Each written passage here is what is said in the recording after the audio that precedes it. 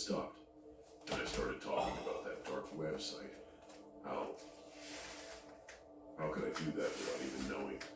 I took off, got in my car and started driving. Ended up at some seedy motel. The whole way there, I heard my phone going off. Emails, texts, voicemails. Got myself a room. The kid was staring my down the whole time.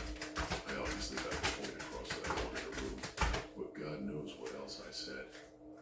I sat on the bed and opened my phone.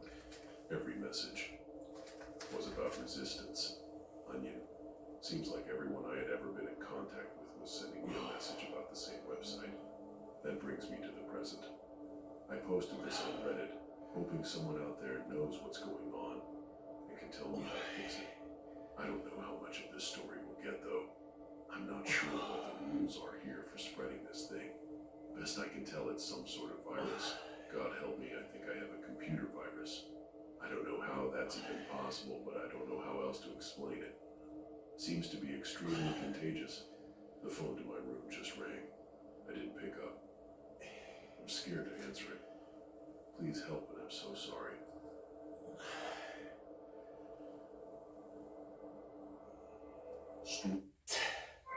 Why do you refuse to see the truth that's right in front of you? Story 3. Oh, you dirty bastard. If you've grown up playing video games, That was a dirty trick. you probably had to bear your parents telling you in all manner of assorted ways how video games rot you, one more unbelievable than the last. No doubt. If not, then believe me when I say that should the envy of all those who had to deal with what I described above fall upon you. You'd be crushed into a paper-thin pancake, along with the rest of the planet. Gaming really is everywhere now, and despite the wide-ranging opinions of others, I have to say that it is an art form that I truly respect.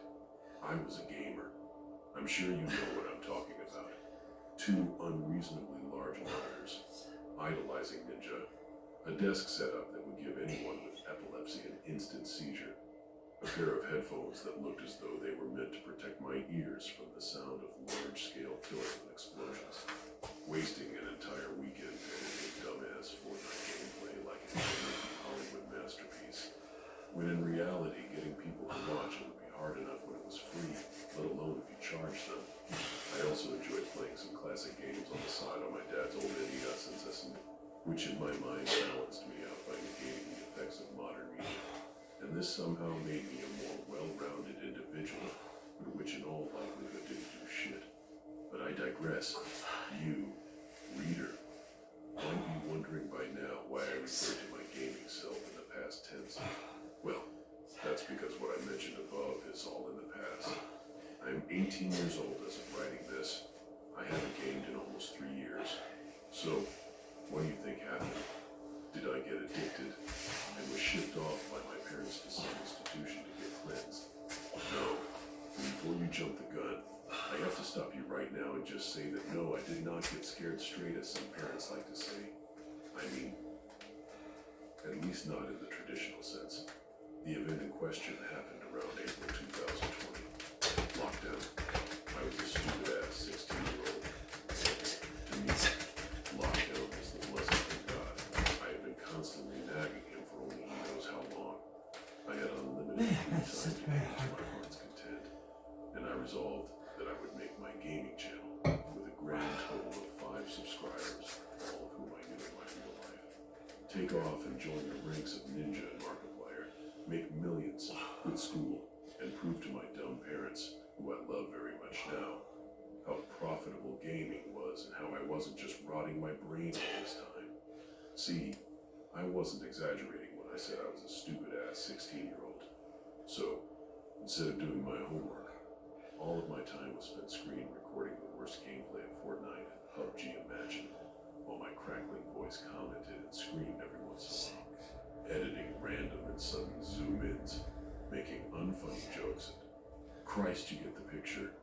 Anyhow, despite 2 months of effort, I had made a grand total of $1 from all of my videos combined, and gained only 1 subscriber, whom I also knew in real life.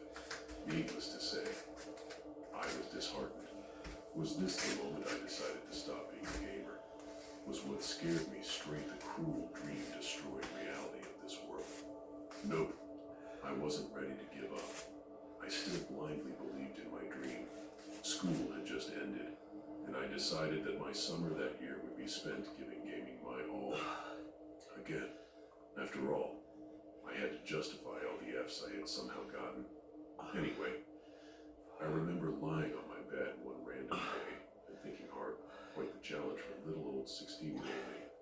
I knew that to get subscribers, I had to do something niche, something that no one else was really doing, if at all, something unique that was sure to gain a following and that no one else could copy. And as I lay there in bed, it suddenly hit me. I should play games that no one else was playing. But by that, I don't mean games that were popular. I meant games no one else had access to. It was around evening when I logged into the dark web through Tor. Now, before I continue, let me explain something about the dark web. 99% of what you've heard about on whatever creepy-ass animated story or fake creepypasta you've listened to is false. I hope you're not surprised. They're false because they portray the dark web as a minefield that will pretty much you up immediately. A place full of drugs and hitmen and ed-up individuals. When you can find those things on there, you don't just stumble onto them as a first-timer like all these stories talk about. They're right about lists of onion links. But you can call BS when they say they randomly clicked a link. They found themselves in a digital hell of some kind.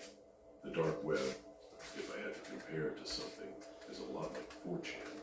Just an endless collection of message boards. It's actually pretty boring, because you can't just access the hard drugs and the hitman and the snuff videos right off the bat. It's like being admitted into a secret society.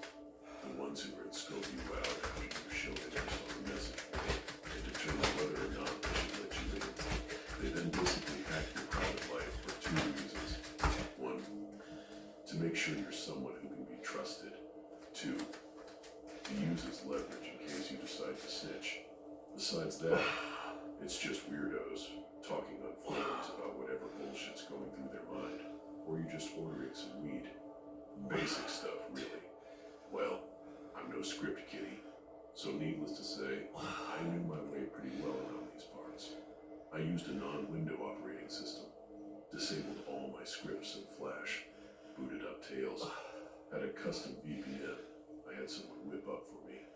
The whole 100 yards.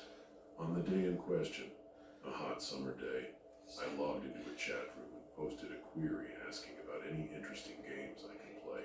Shit I couldn't find on Steam or on the surface web. The conversation went something like this. Query. I'm looking for some interesting video games to play. Shit you can only find here in this part of the internet. It wasn't long before I received a message back from some dude with the handlebar John. John, WD you want? Me. I've got a game addiction and stuff on Steam no longer floats my boat. I want to know if I can find any niche good stuff here. John.